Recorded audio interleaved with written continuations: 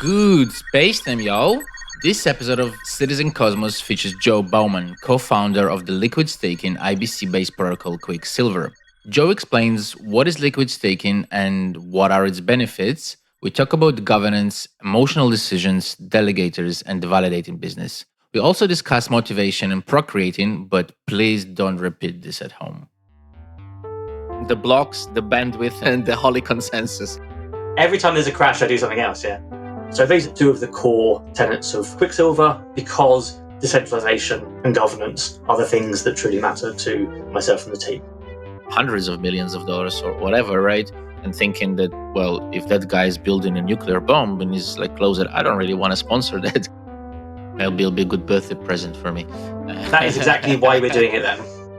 The Cosmos conference, it was a group of friends building stuff together. And that's what made me go, I need to be here. Before we rock it off into our next episode, here is some news from our sponsor, Cyber. The Cyber Congress DAO is preparing the portal, which will open the gates of the rabbit hole. For now, the team invites everybody to create more cyber links using sib.ai.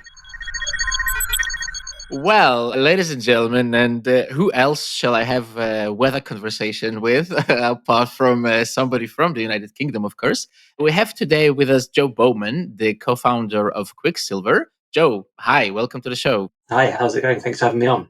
I'm great, man. I'm going to jump straight in. I'm sorry, without the red carpet and all that.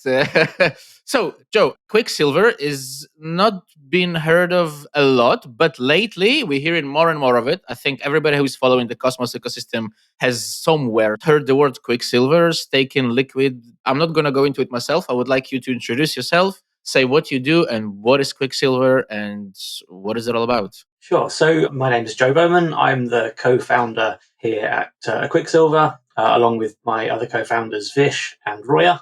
So Quicksilver in itself is what we call a liquid staking zone. It enables what we call interchain liquid staking. Now, liquid staking has been around for a while, predominantly in chains like Ethereum, where you have Lido, and they kind of pioneered it on the Ethereum side. And then there's Marinade and also Lido over on Solana. And it's not really come to Cosmos ecosystem in the same way until now. And part of the reason for this is that prior to IBC going apoplectic, there wasn't much call for it. You could stake on the Cosmos Hub, and you couldn't really do much else with your atoms. You could stake on Terra or on Persistence, or you could stake on other chains, Carve or whatever, but you couldn't really do anything outside of those zones before IBC came to fruition. And it was really Osmosis that kicked that off. They came, they saw they conquered, they bought the Osmosis DEX, absolutely fabulous piece of kit. And that was really what triggered this rollout of IBC across the entire ecosystem.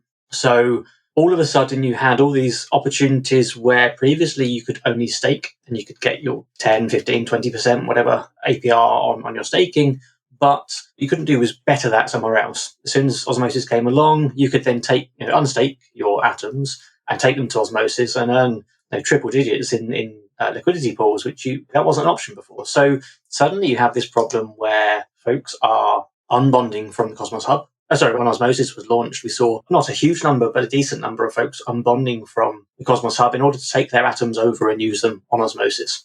Now, as the DeFi ecosystem explodes, we're going to see more of this. We're going to see folks unbonding because they can get better yields on their capital by putting them into DeFi products. And that's where Quicksilver comes in. Well, and where is the... Come on, now we need the big punchline. When airdrops, sir? No, I'm joking. But I think there is a big confusion for most folks out there between the words liquid staking and everything that comes with it. A lot of people don't really understand, me personally. I mean, there is like fluid staking, liquid staking, then there is a thing that Osmosis did now. I think they used another word for it, if I'm not mistaken. Then I think Cyber was doing something as well with they had you stake one token, you get another token. What is the difference between all those different options when you stake something and you get something else in return? Is the idea the same everywhere, or are there different architecture, like economical models behind all that? The premise for most liquid staking solutions is the same. You stake via said protocol, you receive some representative token that is essentially your claim to that stake. And then you can take that token away and do something with it. It's liquid. It's no longer locked up. And in the Cosmos ecosystem, we're talking about 95% of your stake as a staker is unused because you can only be slashed 5% as a maximum. So you've got around $40 billion at today's market locked on IBC chains as staked tokens that you can't use. So liquid staking allows you to unlock that $40 billion and put that can be plowed straight into DeFi. And that's going to hopefully lead to this massive explosion of DeFi. Superfluid staking is ever so slightly different in that with superfluid staking, you have to provide liquidity in a liquidity pool, and then the superfluid part ends up being, I don't use the word conjured out of thin air, but like it's synthetic, basically. Right. If you look at the code, the Osmo tokens are created and staked, and then they get burned as soon as they get withdrawn. So effectively, it's a similar concept. It represents something that already exists in the liquidity pool that locks tokens, but they don't become liquid. They just you're able to use them elsewhere, but you're constrained to using them. So it's a similar concept. I would say most liquid staking solutions are the former, where you stake through a protocol and you receive this liquid token as a representation of your delegation. So when you guys say, so if I go on the website, let's say when I go on the Quicksilver websites and I look at it doesn't matter which section I think it's about, and it says, as a sovereign Cosmos-SDK zone, Quicksilver is not subject to the constraints associated with existing approaches to liquid staking. So basically what you're trying to say by that is that you are not subject to one chain, right? You can still make your capital more fluid. Is that what you guys are trying to say by that? Yeah, so one of the reasons we chose to operate as a sovereign SDK chain, like launch our own zone, was that comes with it a validator set and our own set of essentially governance voting system. For example, if you were to create a liquid staking solution whereby it was controlled by token holders on Ethereum, then you are very much at the behest of not only those token holders on Ethereum, but actually the ETH token holders as well. So the ETH token holders could theoretically make some change to the protocol. They could vote on making some change to the protocol that impacts your Cosmos liquid staking solution because it's based upon smart contracts on ETH. And the same goes for other chains as well. So it was really important to us at Quicksilver that we have our own sovereign zone, so that actually the only people that can decide what happens to Quicksilver as a protocol are the Quick token holders. And as we'll probably discuss later, that the whole aim of Quicksilver is to disperse those tokens, those Genesis tokens, as far and wide as we physically can within the Cosmos ecosystem so that everyone gets a say.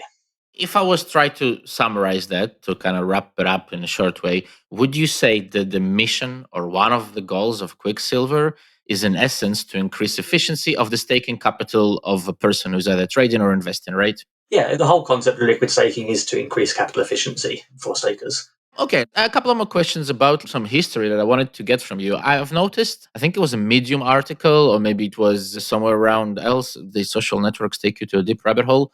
There was a few mentions of Chorus One and Lido Finance as well. So is there any association with those projects? If you can talk about it, of course. Myself, Vish, and Roy, the three co-founders, were previously employed by Chorus One. That's where I had my first taste of liquid staking. So in 2018 hackathon in Berlin, we as the Chorus One team created the first proof of concept for liquid staking. That was, let's say, 4 years ago now. And obviously, as we mentioned earlier, it just ended up not being particularly relevant at the time because there was no IBC in place. And then fast forward 3 years, middle of last year, Chorus One starts looking at liquid staking as a zone. Chorus One themselves also have done work with Lido because they wrote Lido for Solana. They're an operator on P-Stake. So there is a fair bit of history there with liquid staking and Chorus. And Chorus also wrote, off the back of that original hackathon, a liquid staking working group report for the Cosmos ecosystem. So that I think you can still download it from Chorus's blog. That was the kind of very, very early research into liquid staking on Cosmos and what shape it might take. But Chorus eventually decided they didn't want to execute on this liquid staking zone idea. And obviously, as we have proving, it requires an entire team of people working on it. It's not something that can be a side project and executed well. So Chorus decided they weren't going to execute on it. After Cosmoverse last year, I had a massive amount of FOMO and decided I needed to build something. I left Chorus One with the intention of building something, and then it happened that they didn't want to execute on Quicksilver, so I offered to take it up and take the reins from it. And then Vish and Roya joined me on this journey, which is cool. In a lot of languages, you say that people are connected via like 6 or 7 handshakes or whatever. The number changes wherever you go in the world. It's funny because Lido, one of the main contributors, is P2P, which is like Konstantin. And that's the person that, well, we did the first blockchain project together with our public blockchain first. So it's funny how those things connect essentially. Yeah, it's definitely. I think that number is way less than 6 in crypto, right? Of course, of course. Well, it's 3 right now, you see. So there we go. The blocks, the bandwidth, and the holy consensus. Yes. What about Chorus as well? Because Chorus is quite a big name, I think, in the Cosmos ecosystem. They've done some development, as far as I know. They validate a lot. Are you still affiliated with Chorus at all after that, or no? You're just now on your own. Quicksilver and development company behind it, which is Ingenuity, are totally separate entities. Chorus are a lead investor in our seed round. So that's the only connection there. Obviously, those guys are going to continue advising and being part of the Quicksilver ecosystem as hopefully a validator in the long term as well. But it's an independent company, absolutely.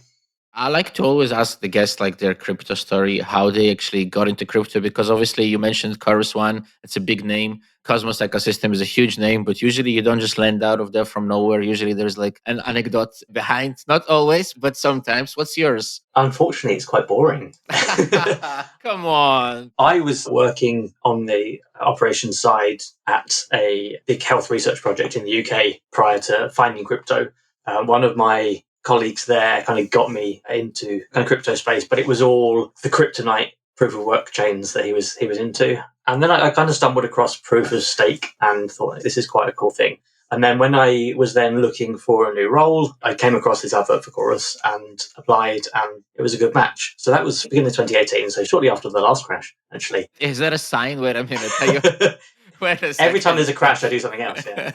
Yeah. So I joined Chorus One as I think their fifth or their third hire. So it was Brian and Meher and Felix, who is now the CCO, and there was a chap called Amma, who was their first developer. I joined as the first platforms person and built the kind of infrastructure up from ground zero through to the kind of $6 billion we were at in November when I decided to call it a day. It was an absolutely fantastic journey. The first year was literally just reading Cosmos code and understanding it to the lowest level. And then we focused off on various other things. But Cosmos was always core to the validation of Chorus. And for me, when it came to deciding how to build Quicksilver, it was Cosmos or nothing. Like there was no choice there. And there's various reasons. Now, firstly, the tech is phenomenal, and it has always been sort of close to my heart. And as I said, I was digging into it 4 years ago, and it's only got better by many orders of magnitude since then. And we have done development I've done development over the last 4 years on Polkadot and on Solana, and there was just no contest at all. It was Cosmos or nothing. I think a lot of folks who have seen build since 2018 have chosen Cosmos, a lot for IBC, obviously. And then I don't get sick of saying that. I think last year when I remember Osmosis came out and you actually try it out with your ledger for the first time, you're like, oh my God, it actually working, right? And yeah, I mean, it's definitely no brainer. I've looked at your Twitter. It's very lively. It's very opinionated. I like it. Mine is the same. But I'm quite curious in your opinions on governance because I see you tweet a lot about it. It's something that is very close to my heart personally. In my opinion, the spectrum of decentralization can go very far from one point to another. What are your thoughts on the whole thing with Juno Prop 16? I have seen your tweets, but obviously not everybody has. So maybe if you want to talk about it, of course, what's your take on that? Yeah, so Prop 16 is an interesting one. I'm still not 100% convinced either way in terms of my own personal opinion. I think the big draw for me for Prop 16 was actually how much of the community responded to that proposal, how much passion the community showed up, how divided the community was. Now we're looking at, was it 48 and 52% or something obscene? Like it's one of those governance votes that it just genuinely could have gone either way. For me, the message I've been pushing for so long, especially with Quicksilver, about governance and governance participation and how important it is to the ecosystem. Like Proposal 16, I couldn't have come at a better time in terms of our own advertising.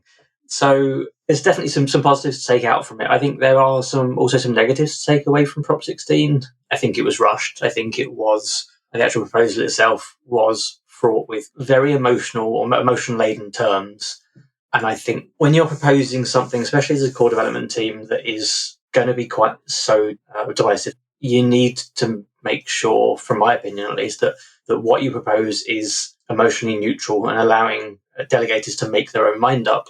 With Prop 16, half of the decision was made for a lot of people already. And you'll find the ones that were very anti-Prop 16 I guess those kind of more hardcore code is law type folks. I don't want to be drawn either way on it. I'm still not 100% convinced either way, but it's interesting to see it's still playing out even now. There was a new proposal from CCN today about how, well, their latest response, which is still as divisive as the original vote was. So I can't see it going away anytime soon. But one side will win out in the end, I'm sure. I agree with you there. I just don't think that everybody who is anti's code is law, for example, I voted no to that proposal personally with my personal stake, and actually no with veto, I think, which is not a big stake, of course, but it's just an expression of opinion. But I'm not necessarily would agree that code is law. I think it's acceptable. I think if a chain finds a consensus on anything, then, well, you guys found consensus. Then this is what it was set out to do originally. Perfect. The blockchain is working. It's just a question of, in my opinion, every action has a consequence. And in today's reality, like a lot of people have compared it to the DAO hack. And I don't think it's correct to compare it to the DAO hack for the simple reason the market is not at the same stage. What happened then and how it affected Ethereum isn't, in my opinion, how this might affect the future of Juno. And I don't think it will affect it in a lot of ways, but it will push some people away from saying, okay, this is what might happen. Maybe I don't want to be part of that. And I think it's up to everybody, of course. And this is what's the beauty of decentralization, right? But I totally agree with you that this is a very like, yes, no, yes, no. There was a lot of concerns about it, a lot of constraints. What's in your opinion, and especially with you launching Quicksilver, how are you going to avoid this? How are you going to make governance work more efficient? I don't know, what's the right word? Better is a bad word for governance, in my opinion. So more efficient, maybe? I don't think governance is broken per se. I mean, I would absolutely love to see things like quadratic voting in Cosmos so that you're able to have votes that have more than just yes, no answers. I think that it would have been very, very interesting to see if Prop 16 had been a burn, confiscate, some kind of negotiation, or do nothing.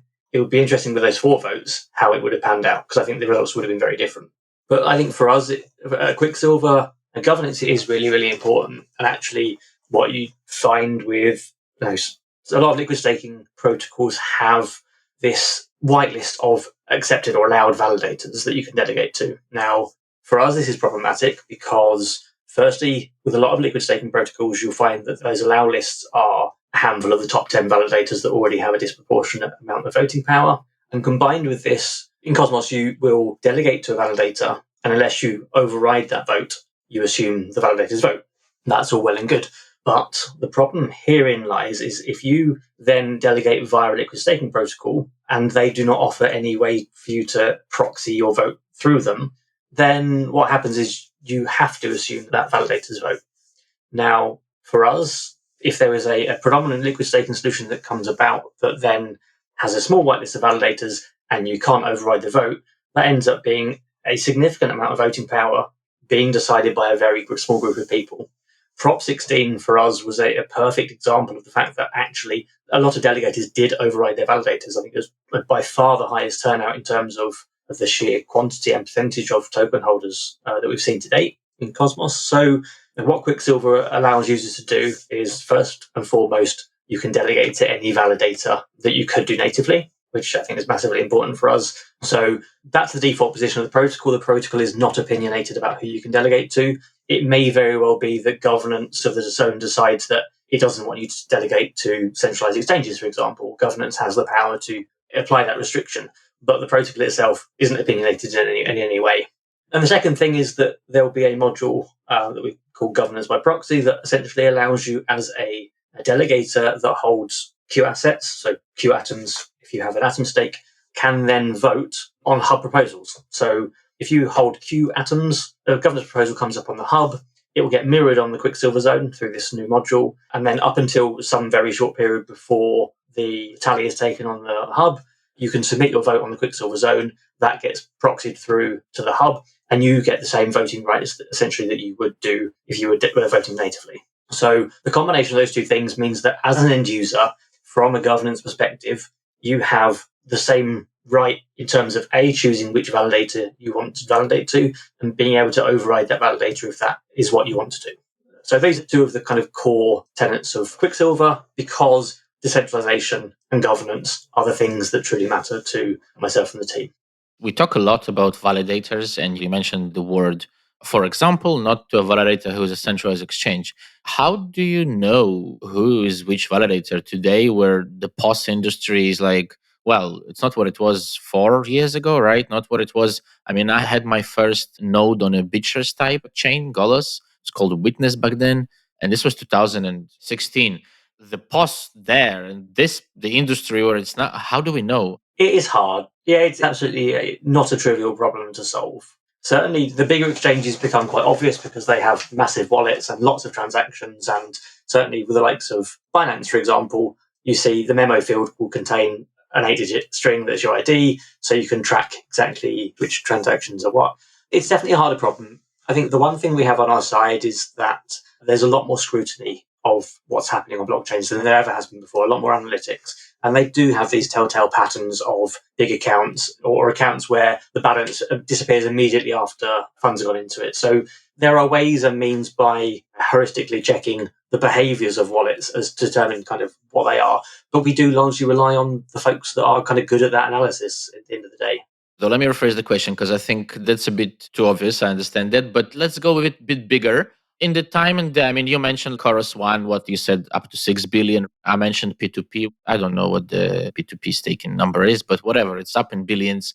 I'm saying those folks, those companies, the projects stand behind those things. I mean, we are Citizen Cosmos as a validator. We don't secure a lot, but we secure something number. We don't compete with those guys. It's not our goal. But anyways, those projects, those companies, they're essentially spending money on something. And we are all saying, oh, look, the centralized exchanges, those are the bad guys. I'm not actually, to be honest, that sure. But let's take that as an assumption for a second. Let's be a devil's advocate here. My question is, how do we know who are we validating to? I mean, we have companies like with $6 billion USD value secured. We're talking hundreds of thousands of dollars, sometimes per day in income. Sorry to say that out loud, but it's not very hard to calculate.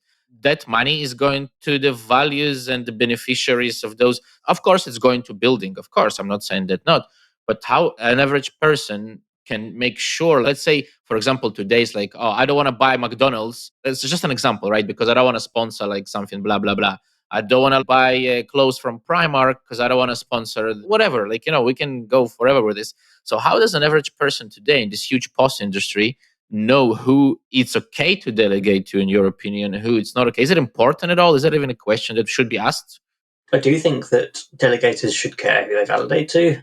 The tooling is there now to be able to see, for an average user, if you look on MintScan, for example, it tells you how many proposals a validator has participated in. You can obviously see the voting power. So I think as a delegator, of course, it's absolutely up to everyone's own choice. But from my perspective, delegating to those delegators that are active in an ecosystem, so they are participating in governance, they are on forums, they are posting content out regularly, and also delegating to the small guys that aren't necessarily earning bucket loads of money, but are also providing an equally valuable service. Like, that's where delegators should aim to do so. It's always been the case, and I suspect it always will be the case, that new folk will come into the ecosystem. They won't have a clue which validators are which. They will look at the block explorer and go, okay, these guys look good, their commission rate is okay, and obviously a lot of other people have a trust in them as well. So it's that reputation thing is hard to escape from, and I think that's going to continue.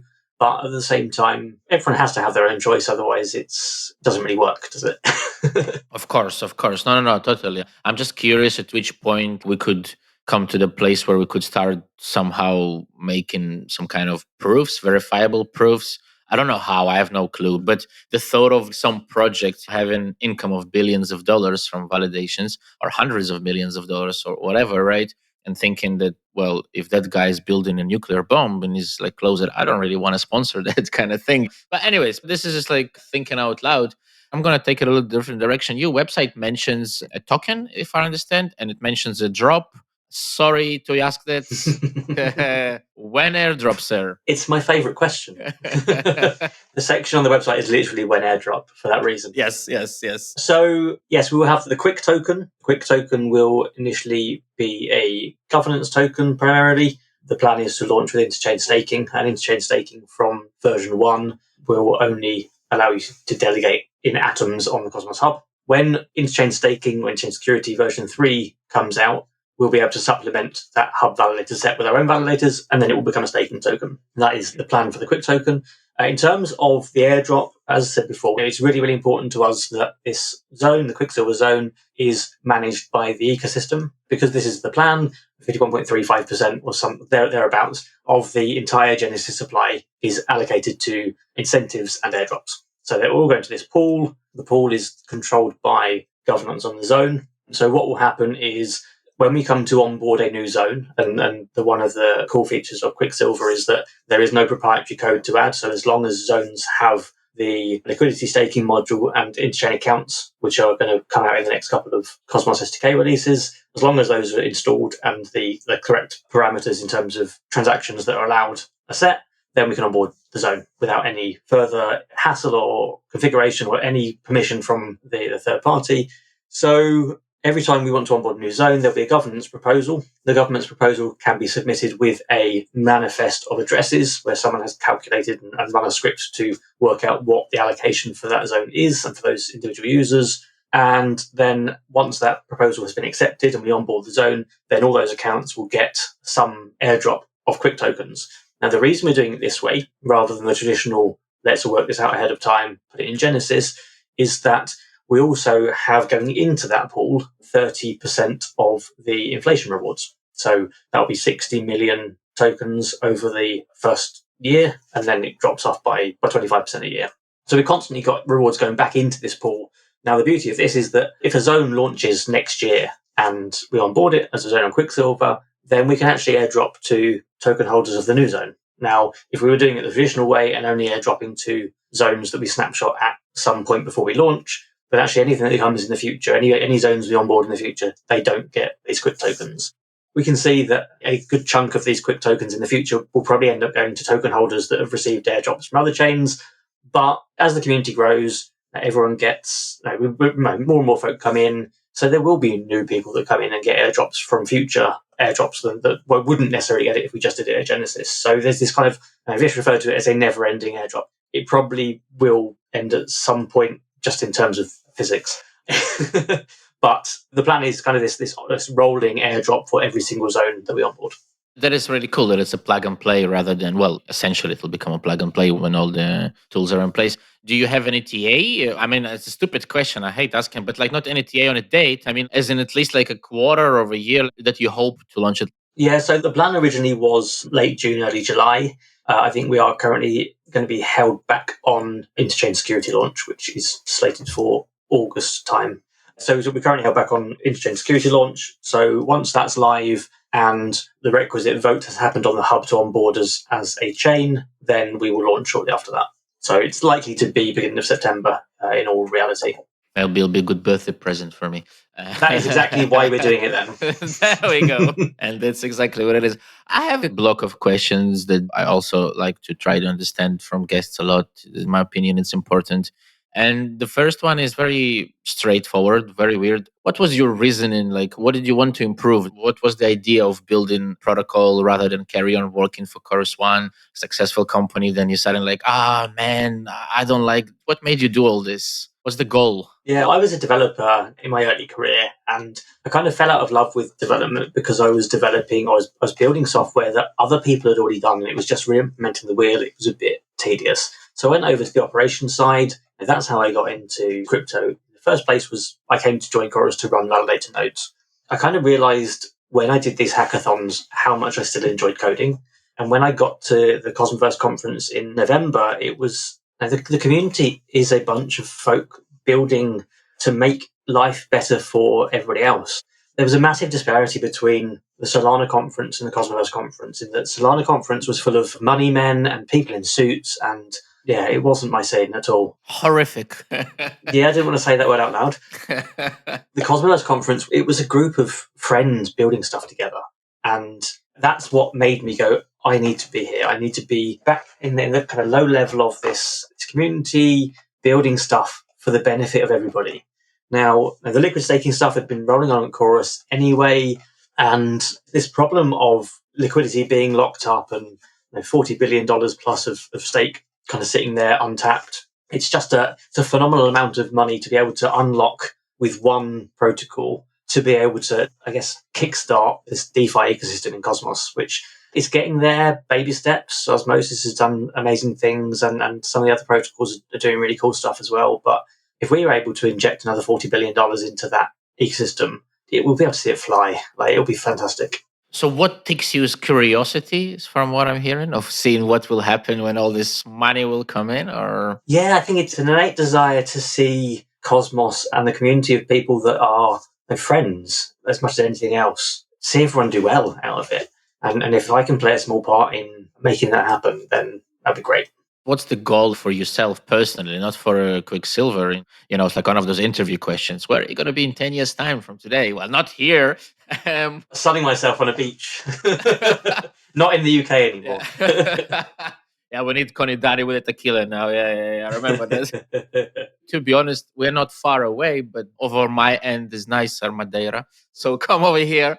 But seriously, where is the goal for yourself personally? Like, let's say in 10 years' time, you achieved that with Quicksilver. That's done. Quicksilver has played its role in building a greater Cosmos ecosystem. What's next? Cosmos isn't going anywhere, is it? Like, the Cosmos is ever growing, right? So it is. So Quicksilver's obviously, for my foreseeable future, is on the horizon. I can't see anything beyond that at the moment. Quite frankly, I can't see anything beyond the end of next week in terms of my scheduling at the moment.